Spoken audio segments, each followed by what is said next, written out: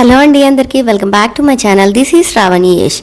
ఇవాల్టి వీడియో వచ్చేసేసి తెలుగు వాళ్ళ అందరికీ ఇష్టమైనది, అందరి ఇంట్లో సంవత్సరం పొడుగునా ఉండేది అదే అండి. ఆ రెసిపీ ఏంటంటే ఆవకాయ. ఆవకాయ అంటే ఎవరికి ఇష్టం ఉండదు చెప్పండి. వేడి వేడి అన్నంలో అలా ఆవకాయ ముద్దపప్పు నెయ్యి వేసి తింటుంటే ఉంటుంది కదా, ఆహా చెప్తుంటేనే నోరు ఊరిపోతుంది. ఈ ఆవకాయని ఎప్పుడు పడితే అప్పుడు పెడితే టేస్ట్ అనేది రాదండి. సమ్మర్లో మంచి మ్యాంగో సీజన్లో పెడితేనే దానికి మంచి రుచి వస్తుంది. మన సౌత్ ఇండియాలో ఆవకాయ పెట్టడానికి కూడా మంచి రోజు అనేది చూస్తారండి. ఇంకెందుకు ఆలస్యం, వెంటనే రెసిపీలోకి వెళ్ళిపోదామా. ముందుగా మనం మంచి మామిడికాయలు అనేది తీసేసుకొని వాటిని ఒక 2 hours అనేది వాటర్లో వేసి పెట్టుకోవాలి. ఇక్కడ మీకు చూపించడం కోసం మేము 2 kgs ఆఫ్ ఆవకాయ అనేది పెడుతున్నామండి. ఇక్కడ వీటిని శుభ్రంగా కడిగేసుకొని తర్వాత ఏ తడి లేకుండా తడి బట్టతో తుడిచేసుకోవాలి. ఇలా తుడుచుకున్న వాటిని కాసేపు పక్కన పెట్టుకోవాలి, తడి అంతా ఆరే వరకు. ఇప్పుడు వీటిని ముక్కలుగా కట్ చేసుకోవాలి. ముక్కలు అనేవి చిన్నగా కాకుండా పెద్దగా కాకుండా మీడియం సైజులో కట్ చేసుకోవాలి.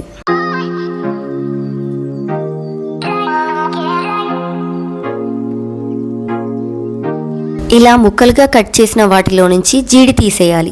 అలాగే వాటిపైన ఉండే పొరని తీసేసేయాలి. కుదిరితే ఒక పొడి క్లాత్తో మళ్ళీ ఒకసారి క్లీన్ చేసేసుకోండి. ఇంకొకటి మర్చిపోయానండి, ఆంధ్రాకి తెలంగాణకి ఈ పచ్చడి పెట్టడంలో డిఫరెంట్ అనేది ఉంటదండి. ఆంధ్రాలో అయితే అన్ని పచ్చి వాటితోనే పెట్టేస్తారు, అదే తెలంగాణలో అయితే పోపు అనేది వేసేస్తారు. ఇప్పుడు మనం చేసేది ఆంధ్ర స్టైల్లో అండి. కుదిరితే కనుక నెక్స్ట్ కమింగ్ వీడియోస్లలో తెలంగాణ స్టైల్ పచ్చడి కూడా చేసి చూపిస్తాను.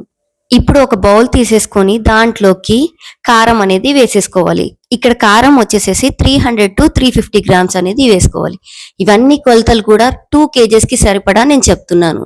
ఇప్పుడు నేను తీసుకున్న కారం అనేది ఇంట్లో పట్టించిన కారం అండి.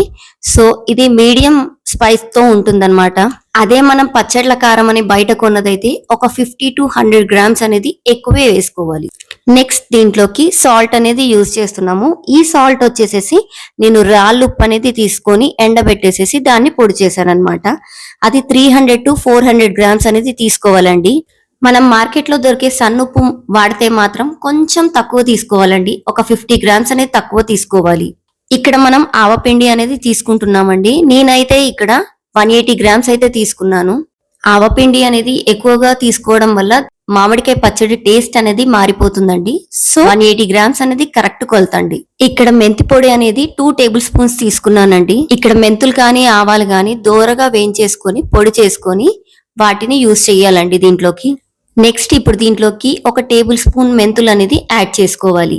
నెక్స్ట్ ఇప్పుడు దీంట్లోకి 1/2 tablespoon పసుపు అనేది యాడ్ చేసుకోవాలి. ఇక్కడ మనం వెల్లుల్లిపాయలు అనేది 200 grams తీసుకుంటున్నామండి. 200 grams లో కూడా మనం ఏంటంటే కొన్ని వచ్చేసేసి పేస్ట్ లాగా చేసుకొని వేసుకోవాలి, ఇంకా కొన్ని అట్లాగే గబ్బల్లాగా వేసేసుకోవాలి.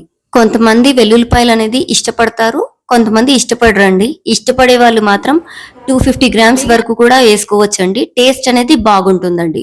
పేస్ట్ అనేది కొంచెమే వేసేసి ఇలా గబ్బల్లాగా పచ్చడిలో వేసేసుకుంటే అది ఊరాక వెల్లుల్లిపాయలకి ఆ పులుపు అనేది పట్టేసుకొని వెల్లుల్లిపాయ టేస్ట్ అనేది బాగుంటుంది. ఇప్పుడు ఈ మిశ్రమాన్ని అంతా పక్కన పెట్టేసుకోవాలన్నమాట.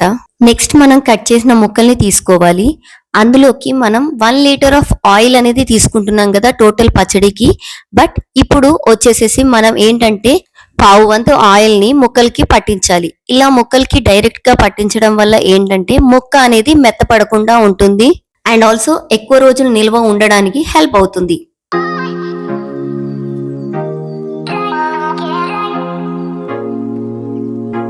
ఇప్పుడు ఇలా బాగా కలుపుకున్న తర్వాత నెక్స్ట్ దీంట్లోకి మనం తీసుకున్న మిశ్రమాన్ని అంతా దీంట్లో వేసేసి ముక్కకు బాగా పట్టేలాగా కలిపేసుకోవాలి. ఇలా అంతా కలిసేలా కలిపేసుకున్న తర్వాత దీంట్లోకి ఇప్పుడు మనం తీసుకున్న 1 liter ఆయిల్లో మిగిలిన ఆయిల్ ని దీంట్లో మళ్ళీ పోసేసి మొత్తం అంతా కలిసేలాగా మళ్ళీ కలుపుకోవాలి.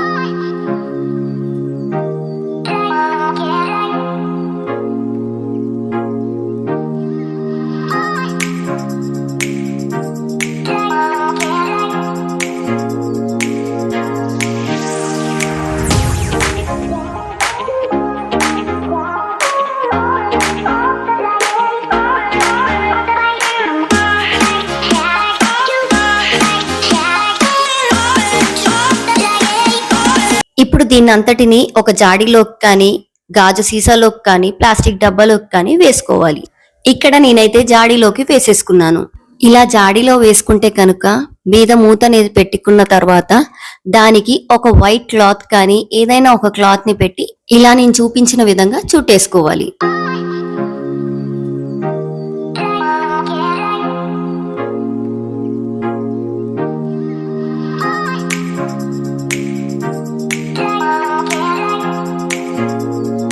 ఇప్పుడు దీన్ని ఒక 3 days అనేది ఊరనివ్వాలి. 3 days తర్వాత మళ్ళీ ఒకసారి ఓపెన్ చేసి మొత్తం ఒక గరిటెతో కలిపేసేయాలి. ఇప్పుడు ఉప్పు ఆయిల్ అనేది సరిపోయిందో లేదో చూసుకొని ఒకవేళ సరిపోకపోతే తగినంత వేసుకోవాలి. ఈ కొలతలతో మీరు ఎన్ని కేజీలైనా సునాయాసంగా పెట్టేసుకోవచ్చు అండ్ సంవత్సరం పాటు నిలవ పెట్టుకోవచ్చు కూడా. సమ్మర్ సీజన్ స్టార్ట్ అయ్యింది కదా, మీరు కూడా ఈ కొలతలతో వెంటనే పెట్టేసుకొని మీకు ఎలా వచ్చిందో కామెంట్ సెక్షన్ లో నాకు కమెంట్ చేయండి. మీకు కనుక నా వీడియో అనేది నచ్చితే ప్లీజ్ ఒక్క లైక్ చేయండి, కుదిరితే సబ్స్క్రైబ్ కూడా చేసుకోండి. మరో మంచి వీడియోతో మళ్ళీ కలుద్దాం. Until then keep smiling. Bye bye.